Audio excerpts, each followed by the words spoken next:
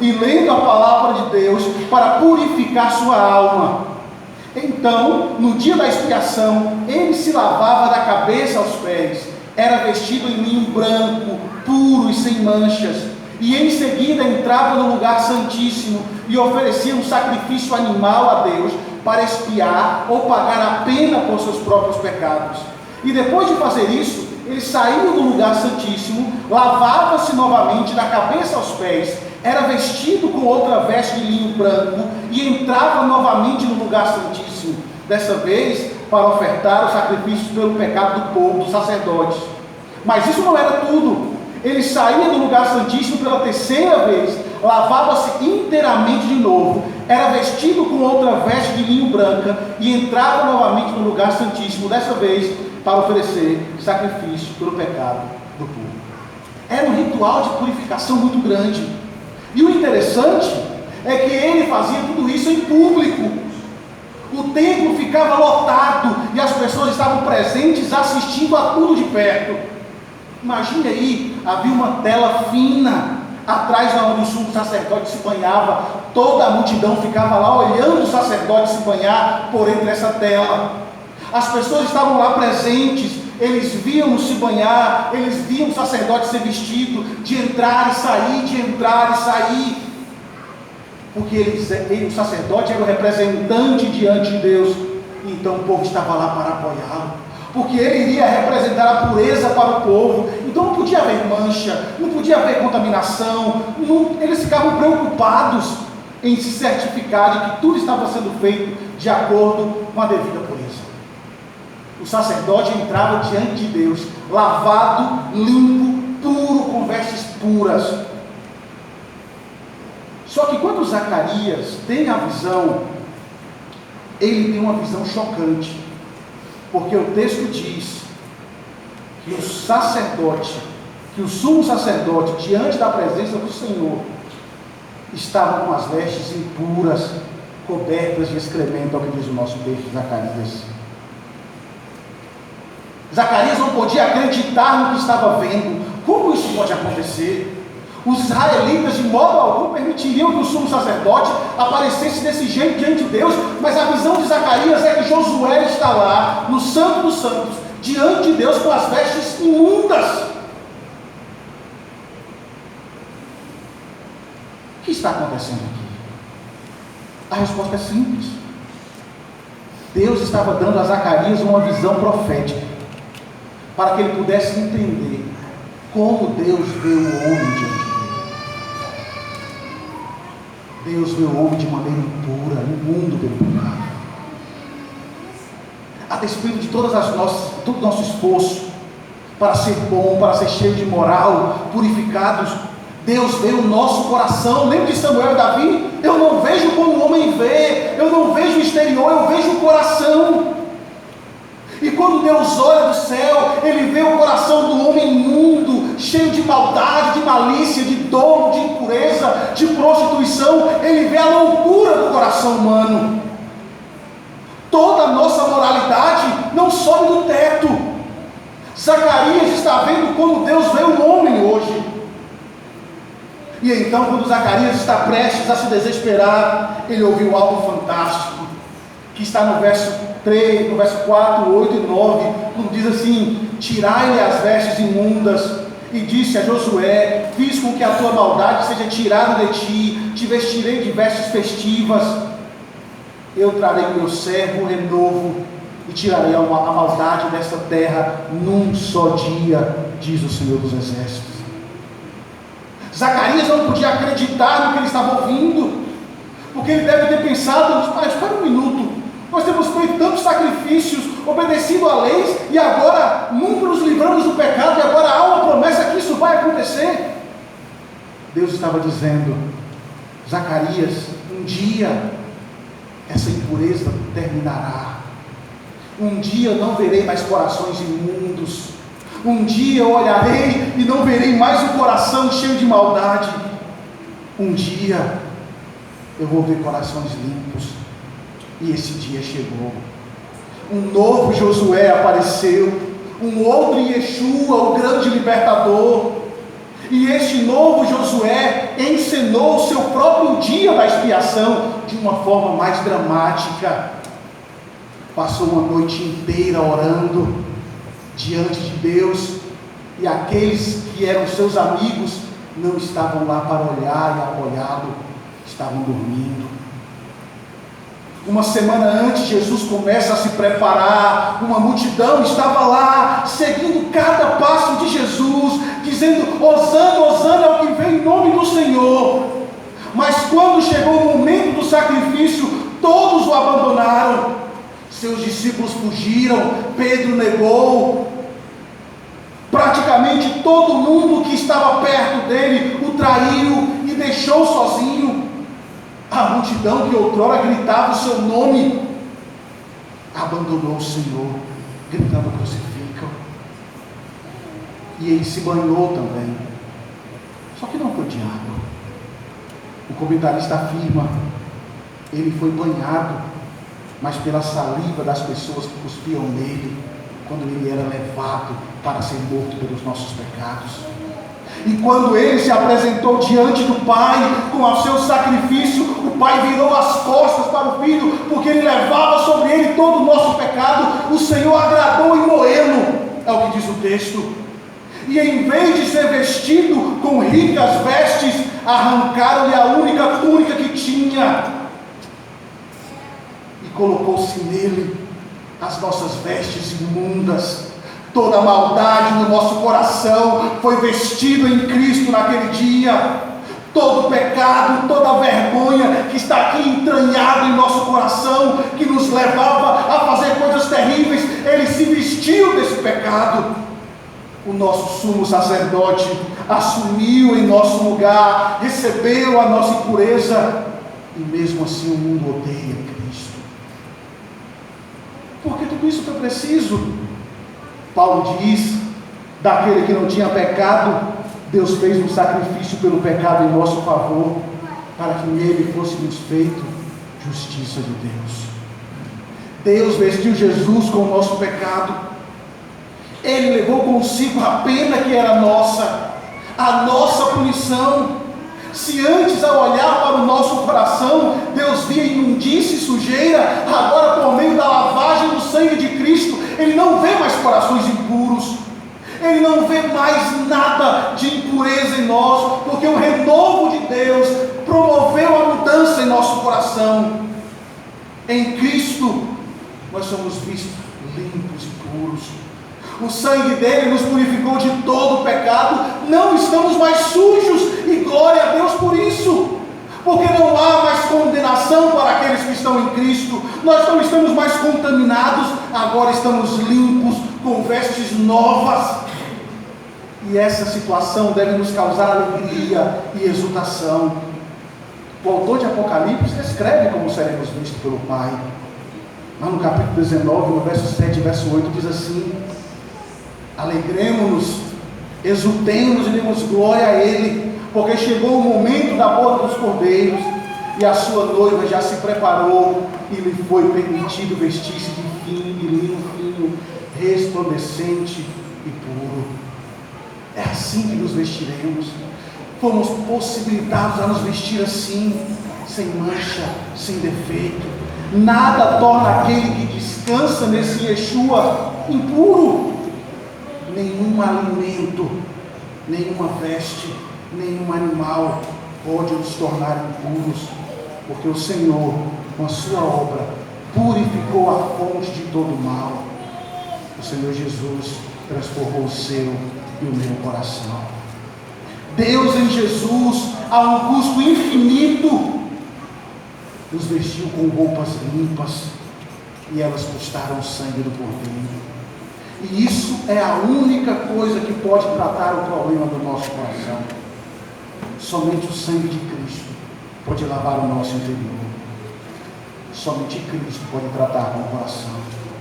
Hoje perguntamos qual é a saída para esse mundo, qual é a saída para o nosso país. Seria esse homem, aquele homem, seria este, seria aquele? Não! O único que pode mudar o nosso país no caos em que nós vivemos é Deus e o seu Filho Jesus. O único que pode mudar o coração dos homens é Cristo. Se Cristo não trabalhar nos corações, nós viveremos nesse caos que é esse mundo. Se Cristo não mudar esse mundo, nós caminharemos em passos largos, em meio a essa maldade e esse caos. Hoje, por meio de Cristo, nós temos um relacionamento perfeito e duradouro com o Pai. Um relacionamento que não sofrerá influência ou mudança por nada. Por meio de Cristo, nós não ficamos apenas nas portas da casa, conversando. Por meio de Cristo, nós podemos entrar no Santo dos Santos, tendo um relacionamento perfeito com o nosso Pai Celeste. Hoje, por meio do novo, nós temos a esperança de um mundo onde a maldade não mais existirá, onde o pecado não mais roubará os nossos filhos e a nossa família. Hoje, por meio de Cristo, nós temos a sua palavra que nos faz pensar neste dia, onde habitaremos com Ele para sempre. Por isso, lute, querido irmão, para que a palavra de Deus seja preservada em seu lar. Lute para que a palavra conduza e dirija a sua vida, pois nela você encontrará os princípios para uma vida ao lado do Pai. E se você está aqui nessa noite, vive longe de Deus, uma vida distante, afastado, você ainda é visto como alguém impuro, manchado pelo pecado. Seu coração é um coração duro de pedra. E esses pecados que foi dito aqui pelo Senhor estão em seu coração e fazem você andar caminhos terríveis. É preciso que Cristo te lave. É preciso que Cristo te purifique. É preciso que Ele mude a sua vida. E para que isso aconteça, é preciso que Ele mude o seu coração. É preciso que Ele transforme a sua vida e te faça uma nova criatura.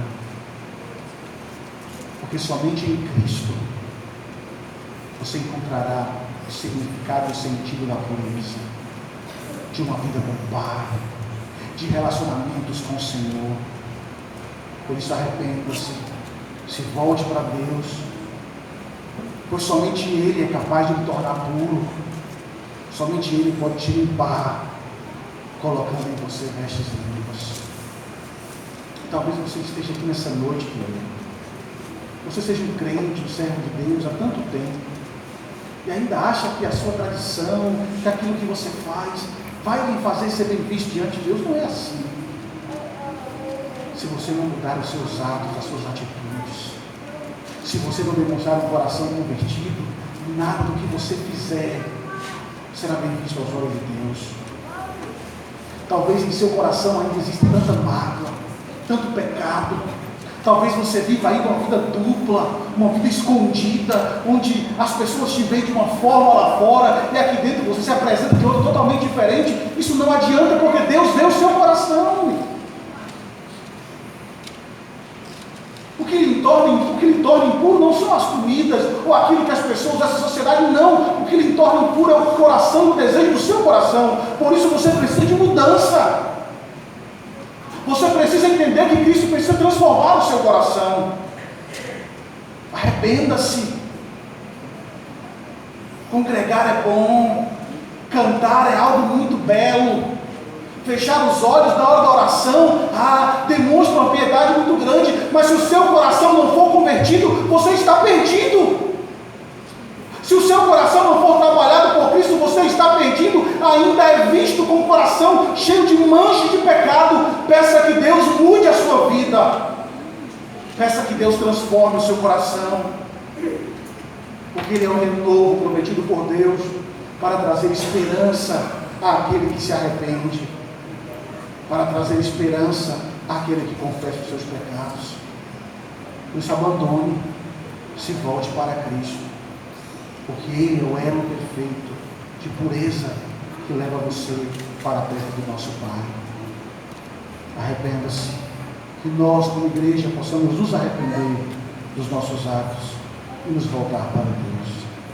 Que Deus nos ajude, que Ele nos abençoe e que Ele faça-nos entender toda a maldade que existe em nós, para que possamos abandoná-la correndo para a cruz. correndo para o Senhor, porque é lá na cruz que nós encontramos perdão para a nossa vida. Que Deus nos abençoe, que Deus nos ajude. Amém. Curva a sua cabeça, vamos orar.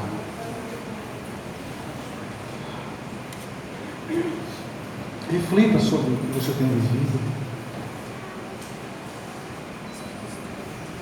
Reflita sobre as palavras que saem da sua boca.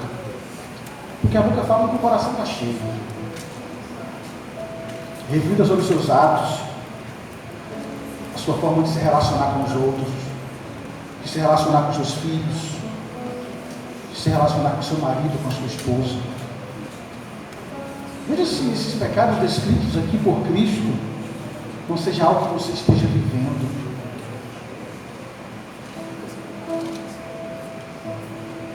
Avareza, prostituição, furtos, homicídios, inveja, soberba. Somente Cristo pode destruir um coração soberbo. Somente Cristo pode mudar o seu coração, querido. Por isso arrependa-se. Novo Josué veio e Ele nos purificou de todo o pecado. Ele purificou a nossa alma, a alma daquele que se arrepende, daquele que se rende aos seus pés. Ó Senhor bondoso, nos ajude, ó Deus, a entender a nossa maldade. Nos ajude a entender, ó Deus, aquilo que temos feito de errado. E nos perdoe quando tentamos maquiar ou esconder o nosso pecado, achando que o Senhor vê como os homens veem. Como os homens veem. Podemos até esconder os nossos pecados de nossos pais, de nossas esposas e esposos. Podemos até mesmo esconder o nosso pecado da igreja, mas não escondemos de Ti, que vê o coração. Por isso nos arrependemos, Senhor. Confessamos a Ti o nosso pecado. Que nos ajude para que possamos orar como salmista. Cria em nós, ó Deus, um coração puro e renova dentro de nós o Espírito na palavra. Essa é a nossa oração. Amém. Nos coloquemos em pé.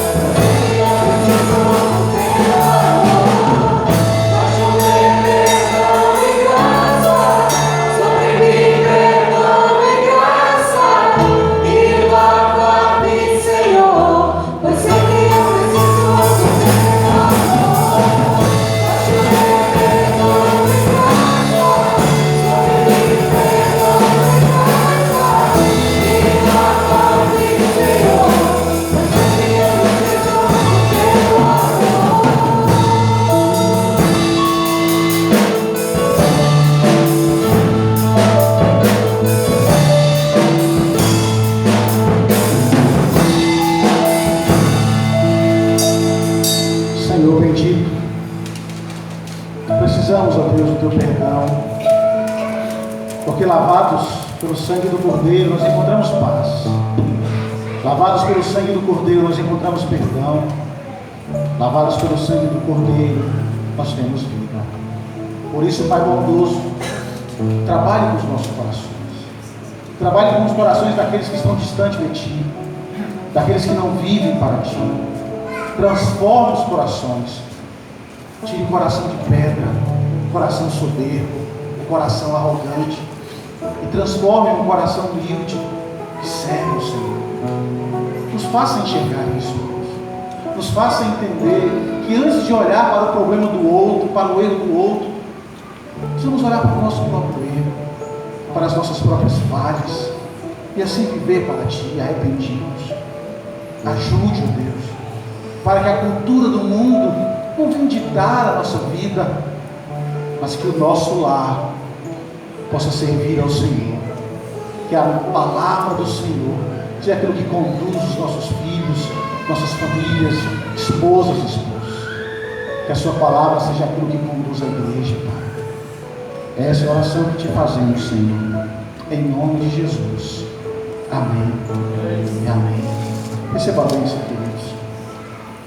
Amada igreja de Cristo Jesus, ide em paz. Que a maravilhosa graça do nosso Senhor e Salvador Jesus, o amor de Deus, nosso amado e soberano Pai, e as consolações do Divino Espírito Santo, eu com todos vós, queridos, com todo o povo de Deus, hoje e para todos sempre.